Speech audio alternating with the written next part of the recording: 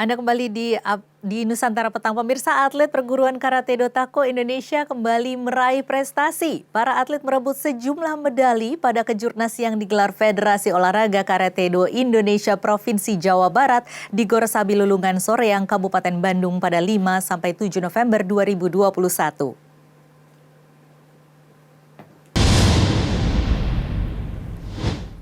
Kejurnas ini memperebutkan Piala Ketua Umum PB Forki. Ketua Umum Pengurus Besar Karate Do Tako Indonesia Nurdin Tampu Bolon mengatakan ada 4 atlet Tako yang memperoleh 4 medali dalam kejurnas tersebut. Atlet Tako yang meraih medali antara lain Ikhtiar Sion Wijaya Hareva dari Sumatera Utara memperoleh medali perak atau juara kedua di kelas plus 76 kg. Disusul Duski Mubarak dari Pekanbaru memperoleh medali perunggu atau juara ketiga di kelas minus 75 kg. Kemudian Bayu Bomantara dari Riau yang memperoleh medali perunggu atau juara ketiga pada kelas minus 84 kg. Dan Ricky Ada juga dari Riau yang memperoleh medali perunggu atau juara ketiga di kelas plus 76 junior. Atlet-atlet Karate Do Tako foto bersama dengan Sekjen PB Tako usai berhasil menyabet medali di kejuaraan nasional kadet junior dan U21 yang diselenggarakan oleh Forki. Untuk Bayu dan Ricky, keduanya hadir di Soreang setelah diberangkatkan oleh Forki wilayah. Keluarga besar perguruan Karate Do Tako Indonesia bangga atas prestasi ini. Ia berharap prestasi terus diraih dan ditingkatkan para atlet Tako.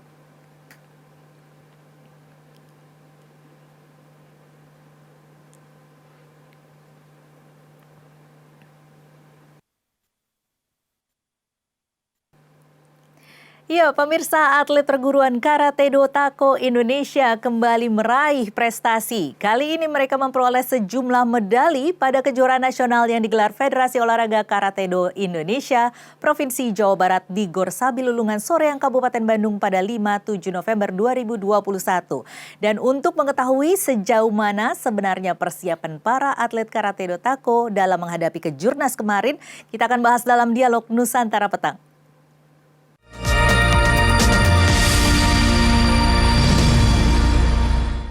Ya, pemirsa, sudah bersama saya ada Bapak Joseph Huta Barat, SE, SHMH, Sekjen PB Karate Do Tako Indonesia. Selamat sore, Pak Joseph. Selamat sore, Mbak Wah, Tasha. selamat ya. Ini Siap. ada 4 atlet yang meraih medali. Ini merupakan pencapaian yang luar biasa. Baik. Nah, ini persiapannya seperti apa sih, Pak? Karena kalau kita ingat ya, kemarin kan sebenarnya sempat tertunda ya karena pandemi. Kemudian juga baru-baru ini sudah ada PON juga, begitu ya. Dan itu di PON itu juga sudah ada beberapa atlet juga ya. Salah satunya yang dari Riau juga ini meraih medali perunggu juga.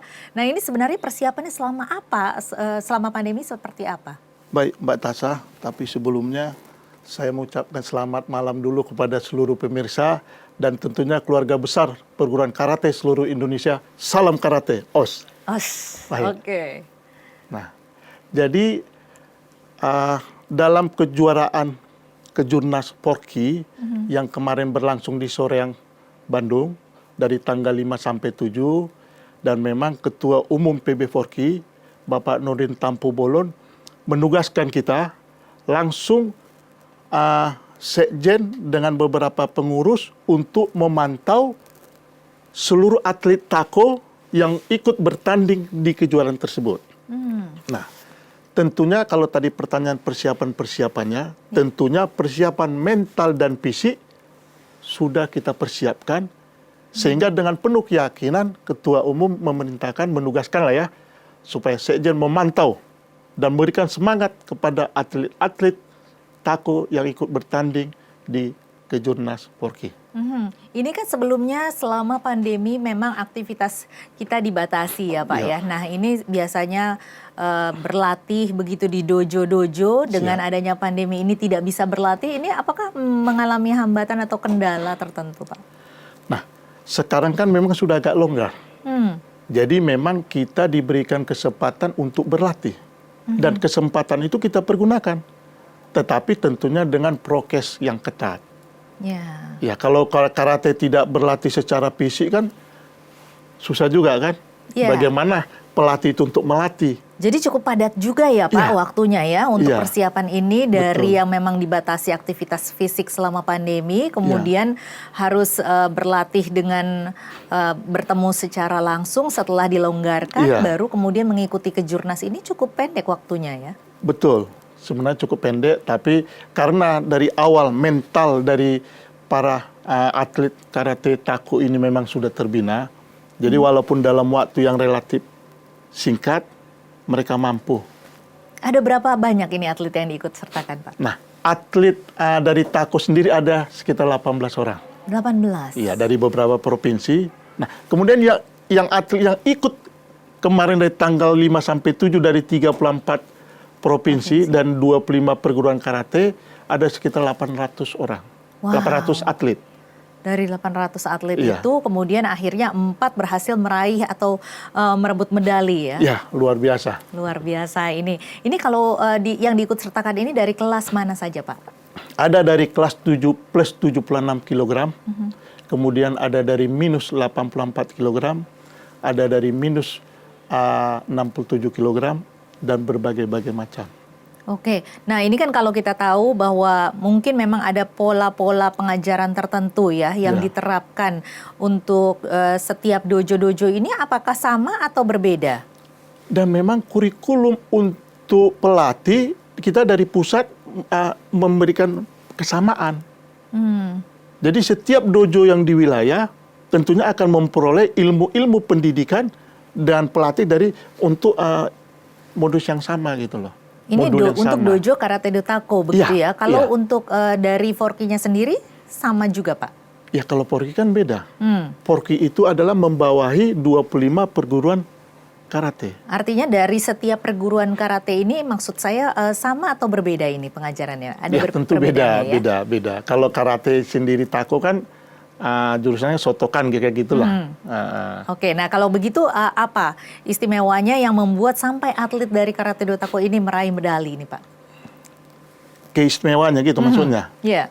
Ya artinya atlet-atlet yang ada di keluarga besar Tako ini memang mempunyai jiwa yang ada jiwa. Jadi kita di Tako ini ada moto Tricita Utama, artinya perkasa, rendah hati, luhur budi. Jadi setiap atlet Tako itu dia mempunyai jiwa itu. Perkasa, rendah hati, luhur budi. Jadi di situ dia sudah mempunyai suatu mental yang cukup baik gitu.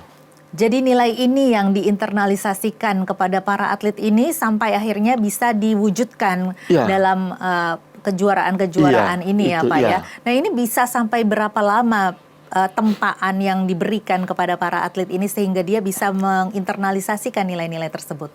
Nah, sejak dia masuk menjadi keluarga besar dari perguruan karate do Tako, dia harus mau untuk di situ. Jadi Tricita Utama itu dia harus mau menerima itu.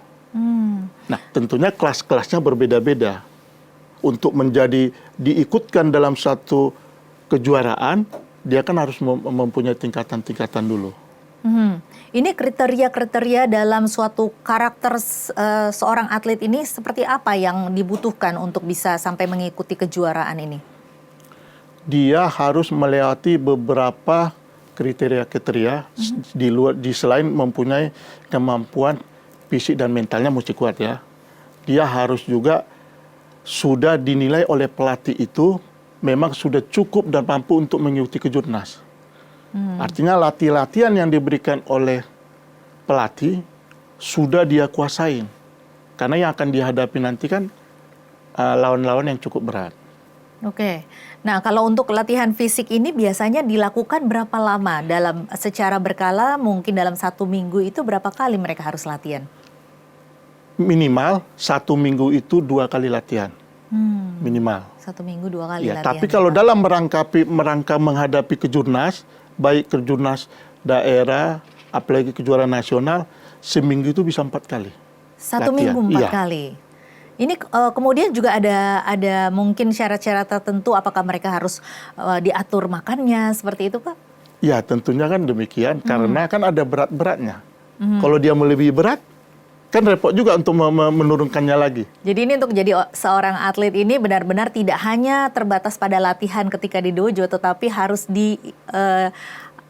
dipraktekkan di keseharian begitu ya Pak ya, mulai dari makannya, mulai dari dia bangun tidur mungkin ya. Iya.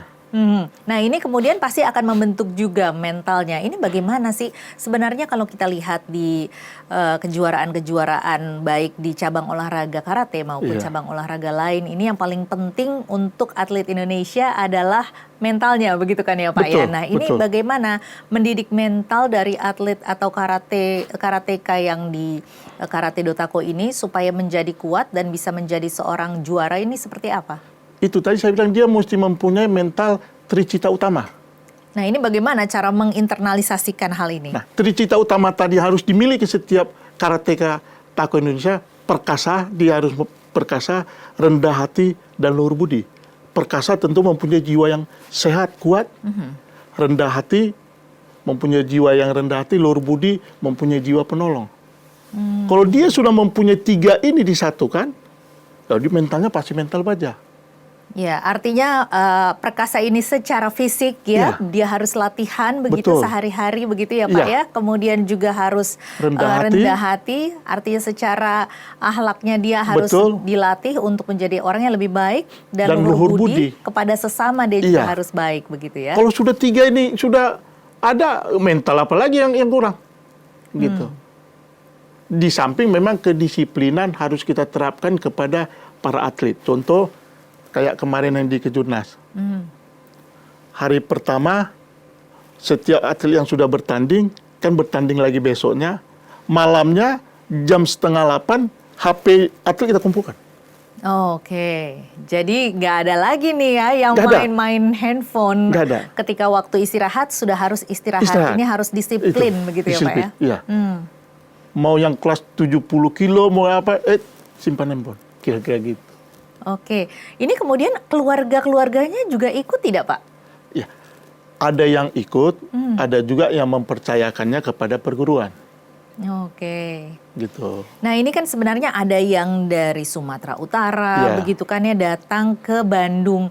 Dari jarak yang cukup jauh ini dari Sumatera Utara ke Bandung ini membuat membuat para atlet ini terhambat atau ada kendala tertentu soal jarak Pak?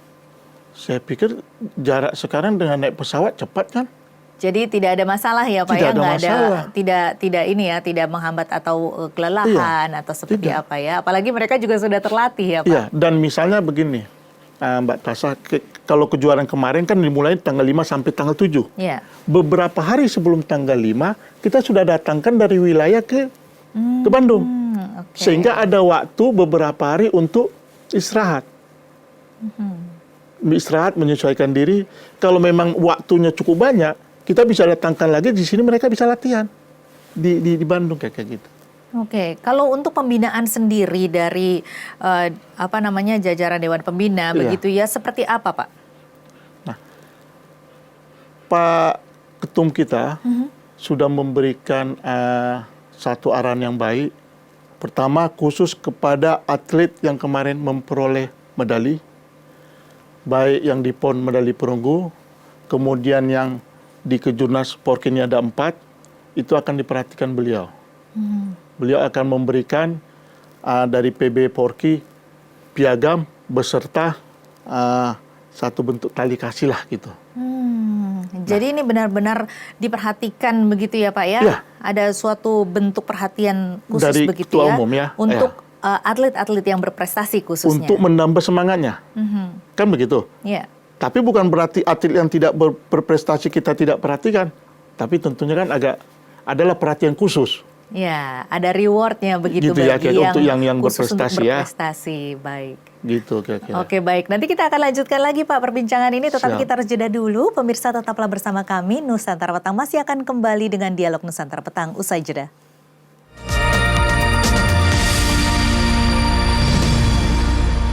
Terima kasih Anda masih bersama kami di Nusantara Petang dan kita masih di segmen Dialog Nusantara Petang. Kita masih membicarakan mengenai raihan atau prestasi yang diraih oleh para atlet dari Karate Dotako dalam kejuaraan nasional karate bersama dengan Sekjen dari Karate Dotako, Pak Joseph Huta Barat. Nah ini Pak Sekjen, ini tadi memang benar-benar luar biasa ya bahwa dari atlet-atlet Karate Dotako 4 orang berhasil meraih medali dalam kejurnas kemarin ini. Dan sudah ada sejumlah tentunya persiapan-persiapan yang cukup matang dilakukan. Nah ini rencana-rencana ke depannya apa saja nih Pak yang akan diikuti lagi? Tentunya rencana kegiatan PB Tako ya. Nah pertama rencana kegiatan PB Tako ini akhir tahun ini. Rencana pertama kami akan melakukan rakernas. Jadi melakukan rakernas dengan mengundang seluruh pengurus-pengurus provinsi dan rakernas rencana akan kita lakukan di Jakarta. Sempat tertunda karena situasi pandemi kemarin, tapi kita rencanakan akhir Desember. Kemudian untuk kejuaraannya sendiri pada tahun 2022 kita akan melakukan kejurnas PB Tako memperebutkan Piala Umum Ketua Umum PB Tako Bapak Nurdin tahun 2022. Itu rencananya kita lakukan di Riau, Pekanbaru rencana. Kemudian tahun 2023 kita akan melakukan juga kejurnas perebutan Piala Ketua Umum akan dilakukan di Medan, Sumatera Utara sekaligus dalam rangka 60 tahun Perguruan Karate Dotako Indonesia. Wah, ini tentunya PR ya bagi para atlet-atlet Karate Dotako untuk berlatih lebih keras lagi nih Pak ya. Betul. Nah kalau tadi Pak Joseph sudah mengatakan bahwa ada penghargaan yang diberikan kepada para atlet oleh Pak Ketum begitu ya. Ngomong-ngomong nih penghargaan dari pemerintah daerahnya sendiri ada tidak sih Pak? Saya pikir pasti ada. Kalau saya pikir ya, kenapa? Mereka kan membawa nama harum daerah mereka masing-masing. Seharusnya memang yang punya wilayah harus memikirkan atlet-atletnya. Betul. Selama ini bagaimana perhatian atau dukungan dari Pemda? Selama ini kalau menurut saya ada. Soal berapa besarannya atau berapa bentuk penghargaannya tergantung Pemda-Pemda masing-masing. Tapi saya pikir ada. Dan cukup baik. Baik, ini mudah-mudahan memang kedepannya akan lebih besar lagi mungkin ya dukungan yang diberikan kepada para atlet untuk bisa berprestasi lebih banyak lagi mungkin atlet-atlet ya supaya bisa berprestasi begitu. Nah ini belajar dari PON Papua dan kejurnas yang lalu ini kalau saya lihat-lihat kan dari 4 atlet ini belum ada nih Pak yang meraih emas, ini apa yang harus diperbaiki? Jadi pertama walaupun perolehan kita kali ini 4 medali, 1 perak dan 3 perunggu, memang emas belum. Inilah jadi PR yang ditugaskan oleh Bapak Ketua Umum, Bapak Nurdin. Kemarin juga dia sudah WA saya, dia bilang kita ucapkan selamat dan semangat kepada atlet-atlet yang memperoleh medali. Tapi untuk ke depan, saya berharap supaya perguruan Karate Dotako dapat memperoleh medali emas. Jadi harus pencapaian yang harus lebih tinggi lagi begitu ya Pak ya, yang harus diraih oleh mungkin lebih banyak lagi atlet-atlet yang meraih medali begitu ya. Semuanya kalau bisa dari Karate Dotako. Dan kita yakin kita akan bisa itu memperoleh itu. Oke, ini sebenarnya sulit tidak sih Pak untuk jadi seorang karateka? Kalau dibilang sulit, bisa dibilang tidak juga. Kenapa? Itu tergantung dari pribadi atlet itu sendiri. Kalau atlet itu sendiri dia sejak masuk sudah jiwanya ingin menjadi seorang karateka yang jago, itu tidak akan sulit. Tapi pada saat dia masuk di suatu buah perguruan, dia setengah-setengah, dia akan sulit. Begitu. Tentunya apa kurikulum mata pelajaran yang diberikan oleh pelatih, yaitu dia pelajari dengan baik. Ini kan biasanya salah satu yang menjadi masalah dari beberapa cabang olahraga ini adalah regenerasi. Bagaimana generasi selanjutnya bisa mungkin pada cabang olahraga tersebut bisa meraih orang-orang lain sebagai atlet begitu ya, sebagai generasi yang baru begitu. Apakah di Karate Do Tako juga kesulitan mencari generasi baru ini? Enggak, dan memang kita sudah buat itu, Mbak Tasha. Jadi sekarang dojo-dojo kita di Jakarta ini banyak. Ada yang dojo masih kelas sekolah SMP, kemudian SMA, bahkan SD pun ada. Nah, inilah bibit-bibit yang akan untuk regenerasi ke depan. Daerah mana yang paling banyak memiliki peminat ini, Pak? Di DKI Jakarta banyak. Di Jakarta Barat, Jakarta Utara, di sekolahan-sekolahan, kita sudah bekerja sama dengan pihak sekolah. Jadi di sekolah itu sendiri kita buatkan dojonya. Oke, jadi untuk merekrut para atlet baru, karateka baru ini bekerja sama dengan sekolah ya? Iya. Kan ada kurikulum olahraga buat dari sekolah.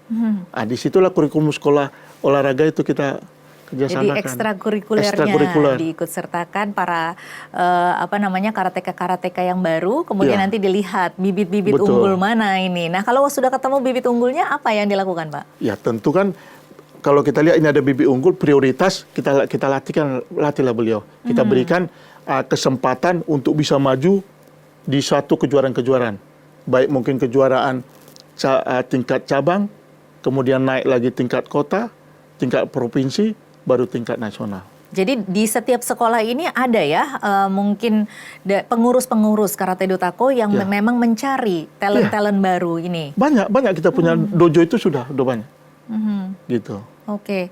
Nah, kemudian kalau untuk seorang anak begitu ya, mau menjadi seorang karateka, artinya harus apa? Melewati apa dulu nih, Pak? Artinya dia harus mendaftarkan diri kah ke dojo, ataukah hanya cukup mengikuti ekstrakurikuler dulu, atau seperti apa, Pak? Ya, tentunya dia mendaftarkan di tempat sekretariat kita. Kalau di dojo sekolah dia mendaftarkan di situ. Tentunya kita juga minta rekomendasi persetujuan dari kedua orang tua kalau masih tingkat di bawah umur. Tapi kalau dia sudah dewasa, tidak perlu lagi. Dia kan tentu bisa memilih mana yang baik untuk dirinya. Begitu. Oke, baik. Ini terakhir Pak Joseph. Apa yang diharapkan dari para karateka yang ada di Karate Do Tako ini untuk kedepannya, Pak? Ya, tentunya bagaimana bisa mereka karateka ini memperoleh prestasi dengan mendapatkan medali. Kalau bisa medali emas. Itu adalah cita-cita tekad dari seorang karate. Tapi kalau kemudian dia mendapatkan medali perak atau perunggu, dia syukurin itu. Dengan semakin ke depannya, semakin lebih baik lagi, sehingga apa yang dia cita-citakan untuk memperoleh yang lebih tinggi bisa tercapai. Baik, kita semua harapkan semoga kedepannya semakin banyak lagi karateka dari Karate Do Tako yang berhasil meraih prestasi dan merebut medali lebih banyak lagi. Baik, terima kasih Pak Joseph Huta Barat. Pemirsa, itulah tadi Sekjen Karate Do Tako Joseph Huta Barat.